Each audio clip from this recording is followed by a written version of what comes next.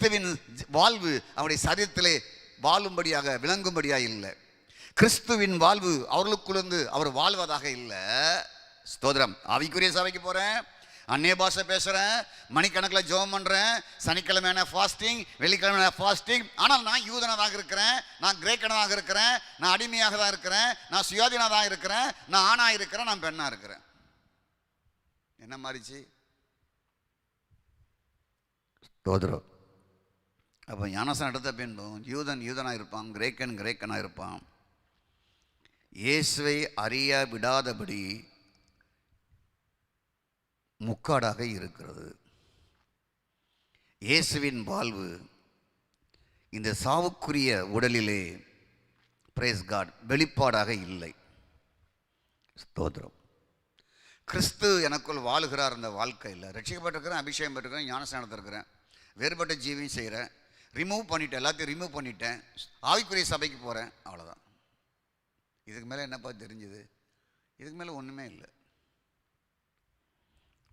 அப்போது இயேசுடைய வாழ்வு நம்முடைய சரீரத்தில், சாவுக்குரிய சரீரத்தில் வெளிப்பட வேண்டும். ஸ்தோத்திரம் உண்டாவதாக. வானவரின் வாழ்வு தான் நமக்குள் இருக்க வேண்டுமே தவிர, யூதன் செத்து போய்விட்டான், கிரேக்கன் செத்து போய்விட்டான், ஆண் செத்து போய்விட்டான், பெண் செத்து போய்விட்டாள், அடிமை செத்து போய்விட்டான். இதுதான் நம்முடைய சரீரத்தில் கிறிஸ்துவின் வாழ்வு வாழ்வது, நமக்கு அவர் வாழ்வாக வாழ்வது, நம்முடைய முகத்தில் கிறிஸ்துவின் மகிமையின் பிரகாசம் பிரகாசித்து கொண்டே இருப்பது. இப்போ உங்கள் முகம் எப்படி இருக்குன்னா, கண்ணாடியில் போய் பாருங்கள், மகிமையின் பிரகாசமாய் பிரகாசிக்கிறது. அதை நாங்கள் கண்டோம், அதிலே சாயலாக மர்மத்திற்கு மேல் மர்வம் அடைகிறோம், வாழ்கிறோம். ஃபேண்டாஸ்டிக்கான ரெவலேஷன் அது கதிருக்கு. அதுக்கப்புறம் சொல்றதாக, எப்பா பரலோகம் போகணுமா? ஆமாம். மோதிரம் போட்டிருக்கியாப்பா, செயின் போட்டிருக்கியாப்பா, அதை முதல்ல கலத்தி சர்ச்சில் போட்டுரு. சர்ச்சில் போட்டால் பாஸ்ட் போக மாட்டார், எங்கே போட அவர் எடுக்கிறார. கதிருக்கு ஸ்தோத்திரம் உண்டாவதாக. இதெல்லாம் கலெக்டாவிட்டால் உனக்கு ஞானஸ்நானம் கிடையாது. இதுதான் பெரிய முக்காடு. இந்த முக்காடெல்லாம் போட்டு இவங்க தங்களை கிறிஸ்து எனக்குள் வாழ்கிறார், அவர் வாழ்வு எனக்குள் இருந்து வாழப்படுகிறது, என் சரீரத்திலே அவர் வாழ்வு இருக்கிறது, அவருடைய மகிமையின் பிரகாசம் என் முகத்தில் பிரகாசிக்கிறது, இதனால நான் மர்வம் அடைகிறேன், நான் அவருடைய சாயலாக மாறிக்கொண்டே வருகிறேன், இதில் வளர்ந்து கொண்டே வருகிறேன்ங்கிறது இல்லை.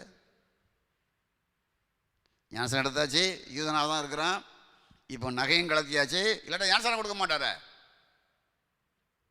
ஞானஸ்நானம் கிடையாது. ஐயோ கொடூரமான காலங்கள் அந்த காலங்கள்லாம். ஞானஸ்நானம் கிடையாது. 100 பவுன் 200 பவுன் போட்டதெல்லாம் கலத்திட்டு வந்து ஞானஸ்நானம் எடுத்தாங்க. ஸ்தோத்திரம் உண்டாவதாக. Glory to God.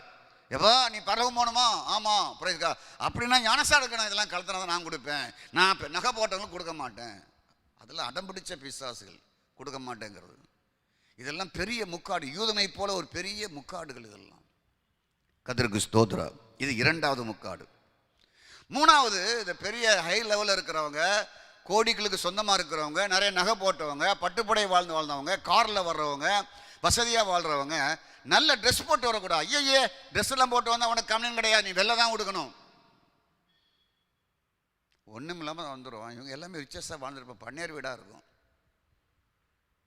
இப்போ இந்த சர்ச்சுக்கு யார் அனுப்புவா? புருஷன் அனுப்புவானா, மாமியார் அனுப்புவானா, மாமனார் அனுப்புவான், ஊர் அனுப்புமா? ஒன்றும் அனுப்பாது. இதுதான் பெண்டிகாஸ் சர்ச்சு வளராமல் போனதுக்கு காரணமே. மெட்ராஸ்லாம் வேறு விதம் மாதிரி, அங்கே எப்படியும் சமாளிப்பாங்க பெண்டிகாஸில் உள்ளவங்க. ஸ்தோத்திரம்.